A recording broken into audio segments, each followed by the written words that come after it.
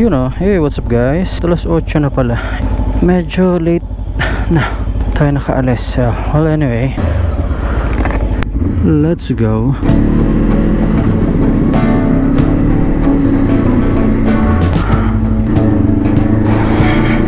So good morning guys at mga kaaro. Samahan nyo ako ulit. Biyahe tayo. Siyempre gamit natin ang aking mahal na Vogue 525 DS6, an adventure bike. Adventure bike, and pangalan to si Cinco. Panlima siya, kaya Cinco. Know what I mean? Nalibang ako guys, ang dami nating ginagawa. So kumusta kayong lahat? I hope okay na okay kayo.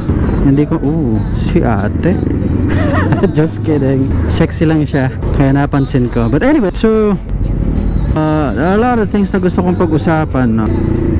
Pero unahin muna natin yung nakita ko lang kanina.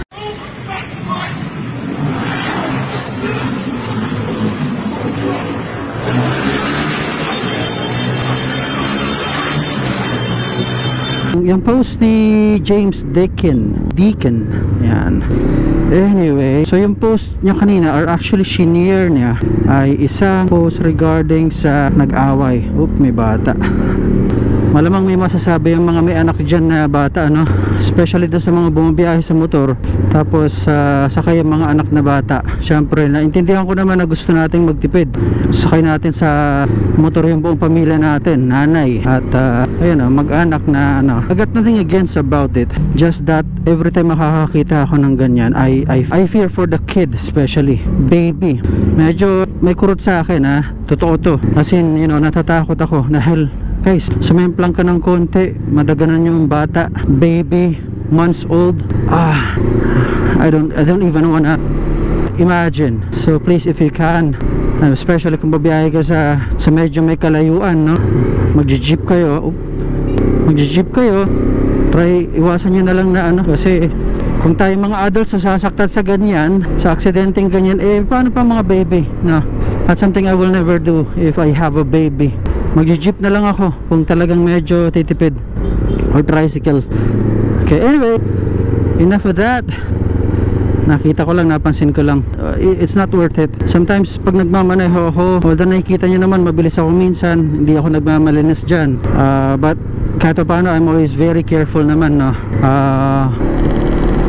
Pagka nagmamaneho ako, iniisip ko yung mga babangga ko, halimbawa, I mean, especially pagka mga ganon na tatlong kaluluwa, tatlong tao versus myself, paano kung mabangga ko yun, masaktan ko yun, may mangyayari sa kanila, you know, that's 3 souls versus my 1 soul, diba?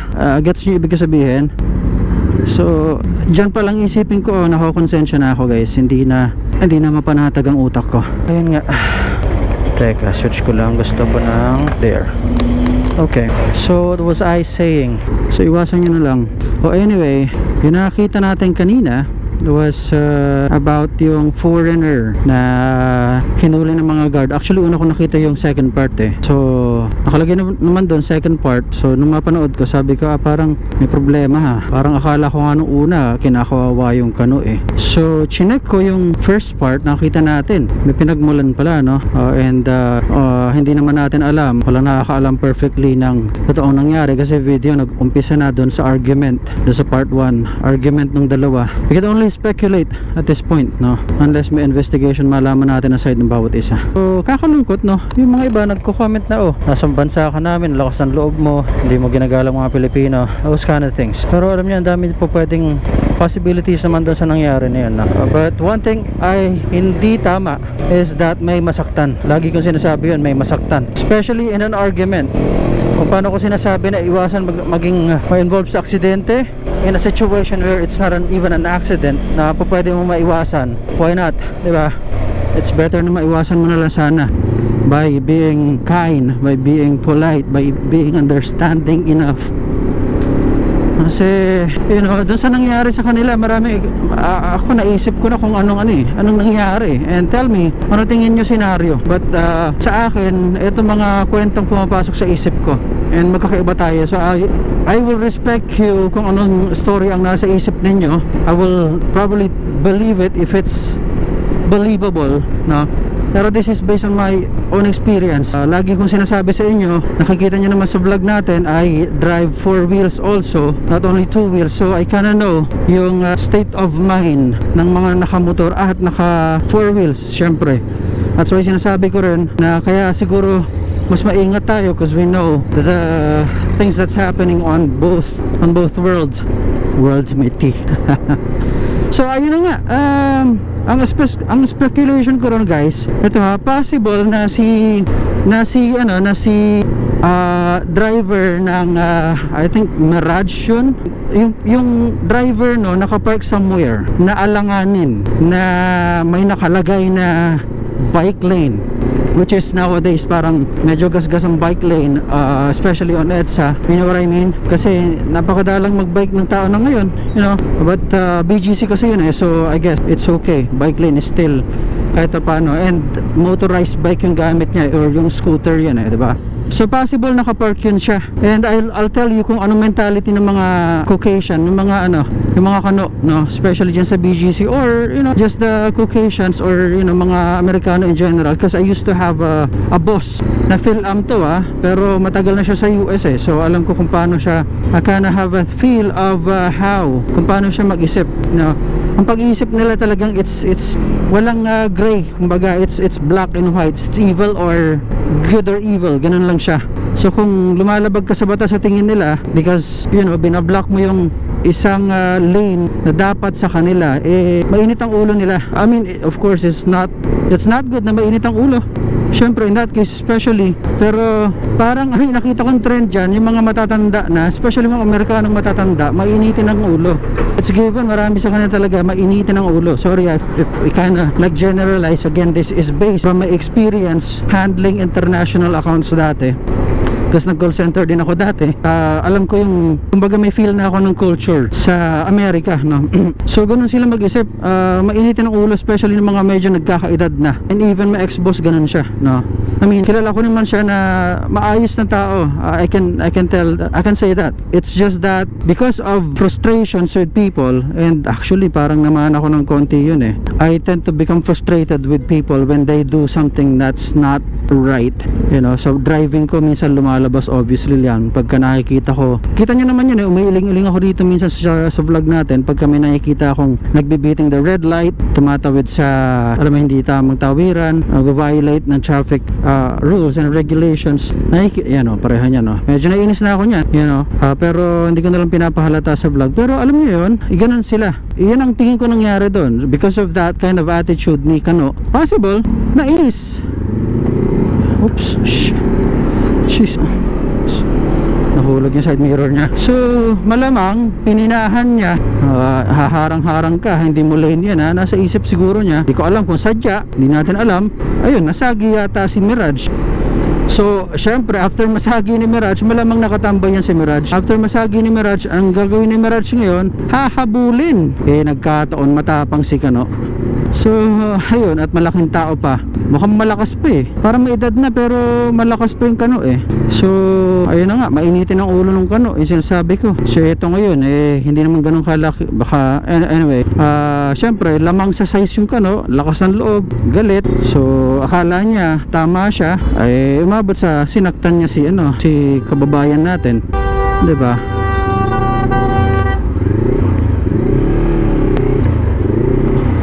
Pareho niya, no? Anyway, so alam mo yun, nagumpisa yan sa well, kung sa kwento ko, nakikita natin, nagumpisa yan malamang sa pagpapark ng ng hindi tama, malamang, no? If tama ang kwento ko or nasa isip kong kwento, no? Pero ayun, pero always guys, ano sabi ko nung nakaraang vlog natin, it doesn't matter.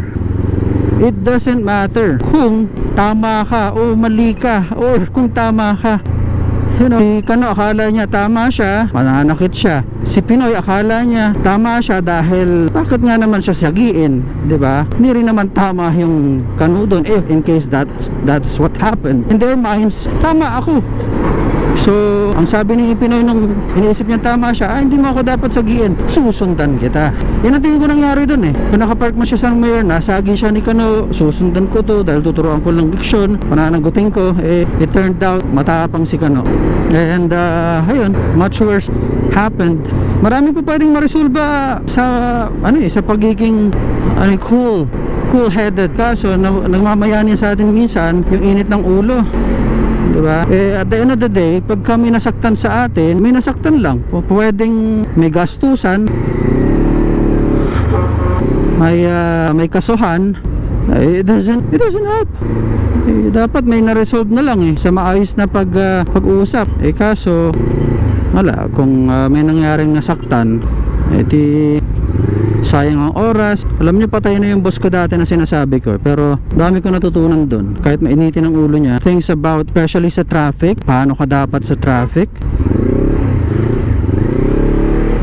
Sabi niya sa akin dati, barberan, umandar ka na naman, sabi niya. Alam niyo, napakabait nun. Pinag-aaral pa niya ako ng nursing. So Tito Ben, I love you Tito Ben. Pero yun, marami akong natutunan sa kanya. Hindi ko lang nagawa dapat magsusulat ako ng libro regarding our relationship bilang boss, tsaka na bilang pinagkatiwalaan niya talaga. Kasi nagtiwala siya talaga sa akin I was like nothing when he met me.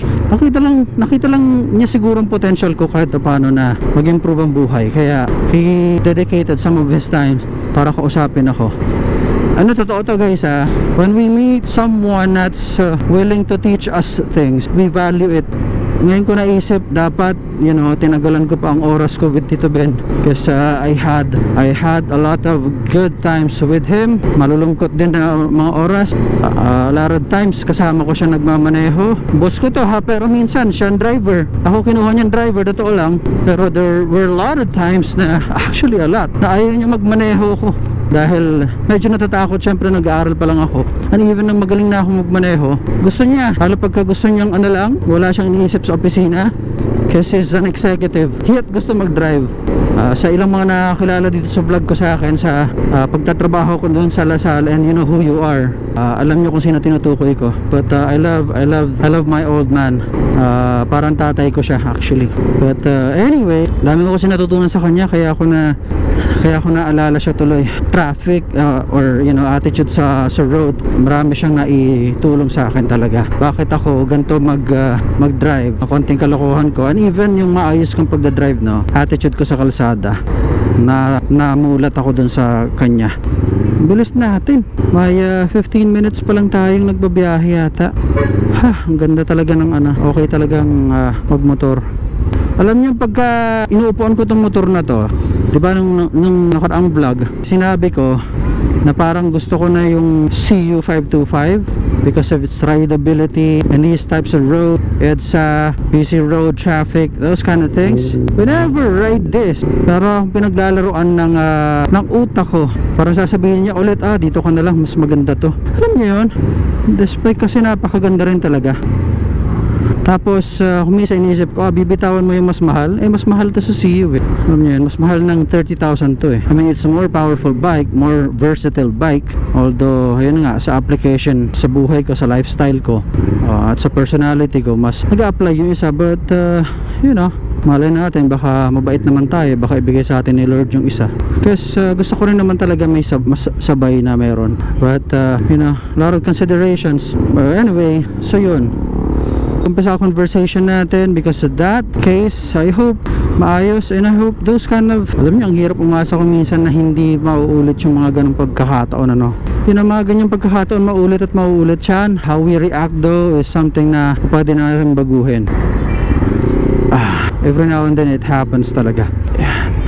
So anyway guys, nasa Manila na tayo. Samahan niyo muna siguro ako. Kung anong pumasok sa isip ko, pakinggan niyo na lang. Okay, enjoy natin yung ride. Okay, alam niyo, kung first time mo marinig to, then or kung maulit to, pasensya na. One thing very important na natutunan ko sa pagmamaneho, be it on a bike, motor, o four wheels is anticipation ang gagawin ng mga kapwa mo motorista or ng environment, anticipation ng anong mangyayari. Kasi kung alam mo yung movement ng four wheels at three wheels at two wheels, those, you know, lahat sa kalsada, mas magiging maingat ka. Alam mo yung gagawin mo. Example na lang guys ha, madalas na nakita beses dito sa mga vlogs natin yung mga tipong kinakat ako. Okay, pero binibigyan ko na lang kasi bukod sa hindi safe at yung mga kinakat ako, no, na alanganin, ang madalas na nakikita kong reaction pagka mga motor kumbaga inuunahan, may magsha-shift ng lane ng mga four wheels. Example, no, halimbawa, ito si four wheels, nasa likod, nagsisignal siya pa kanan, nasa likod ay si motor. Okay, instead na si motor, hayaang magkanan na muna to si four wheels, overtaken pa. I mean, that is super nonsense to do. Alam niyo yun? Delikado masyado yun. Ba't di mo nalang ibigay yung way? Simple ang buhay niyong dalawa, safe pa sa'yo. Kesa unahan mo pa, naunan na nag-signal naman ako nangyayari yan nakakabwisit yan para sa part ng four wheels, yung nag-signal ka na tapos overtaken ka, tapos pag overtake sa'yo, babalik din siya dun sa lane na yun.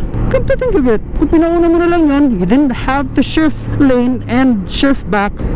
Diba? Asan ang utak dun? Pasensya na kung medyo nagagalit ako sa part na to, pero nakakainis yun. Nakakainis para sa four wheels. And again, pag may naiinis sa natin, sa pagmamaneho natin, it becomes dangerous, it becomes risky para sa atin, and we don't like that kind of situation, diba? So alam niyo yun, paulit-ulit ko na sinabi to. I mean, you just have to make sense with your actions dito. Madami sa atin gusto lang maka-twist ng throttle, unahan yung nag-signal na, hindi safe, nakakabwisit. Come on, you know, if I sound like yung mga editorial sa radyo, pasensya na, but this is it has to stop. Siguro naman kahit na hindi kayo nakakapag-drive ng four wheels, you know that it is not okay, that it is risky for your own lives. Bakit yung ginagawa yun, diba? Sabi ko nga, it doesn't take a rocket scientist to act, you know, to act okay, act good. Like, shift tayo.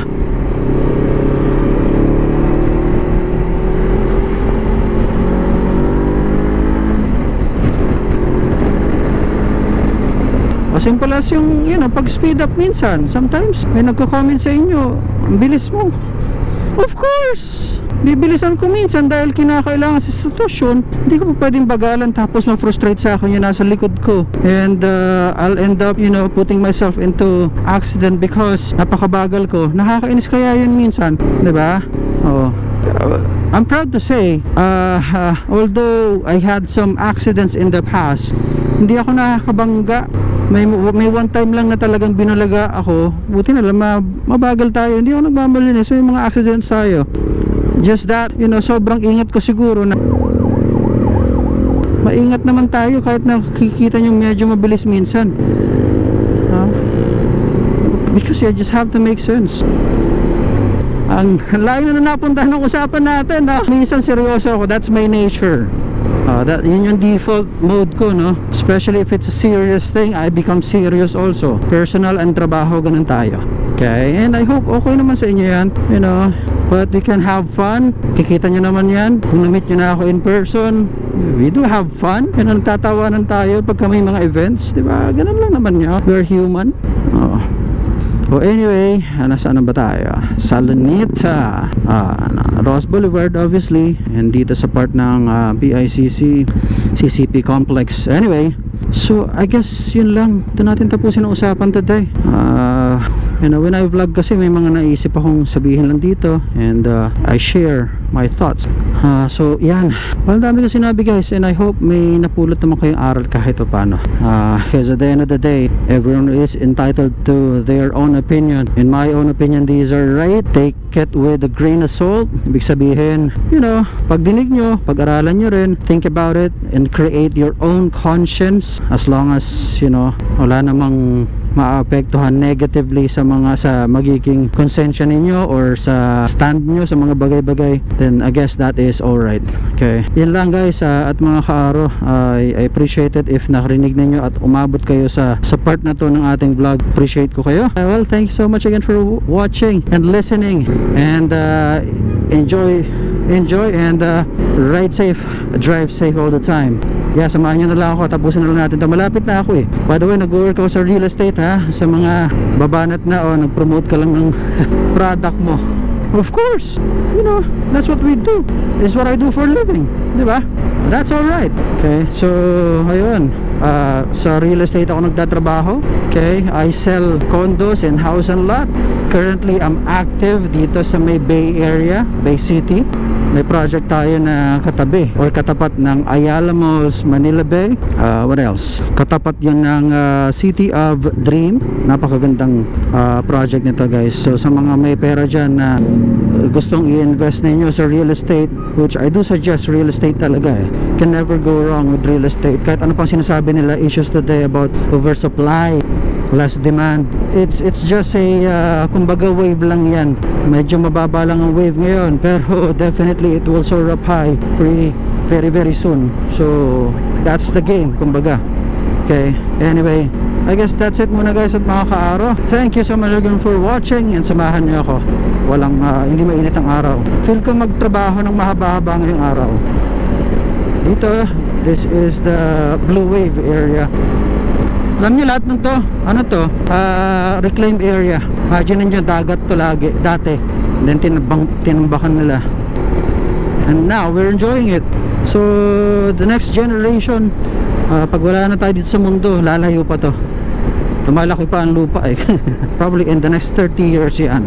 2050, yan. May mga bagong establishment na further dito sa Amoa na to. By the way, sa history, ang mga properties na malapit sa bay, yan ang talagang tumataas ang value. This is a new central business district.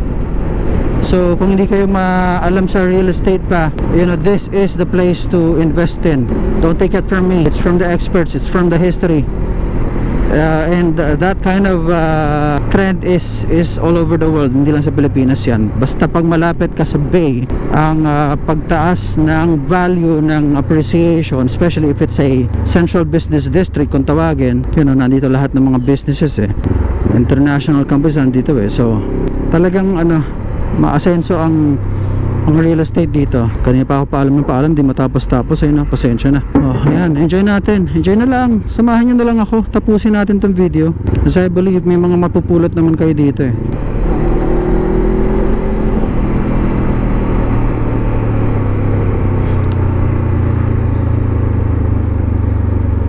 DFA sa mga kukuha ng ng passport. Mag-renew ng passport. Ang lapit-lapit ka na sa Tapos pag dumulo ka dito, yun sa may stoplight doon ng pangalawa, that is going to MOA na. Ayan, Makapagal, Diyos daw Makapagal. So yun ang office natin dyan sa building na yan. Okay, well anyway, yun, I guess that's it guys. Thank you so much again for watching. Sorry, ang dami kong paalam. Alright, bye for now.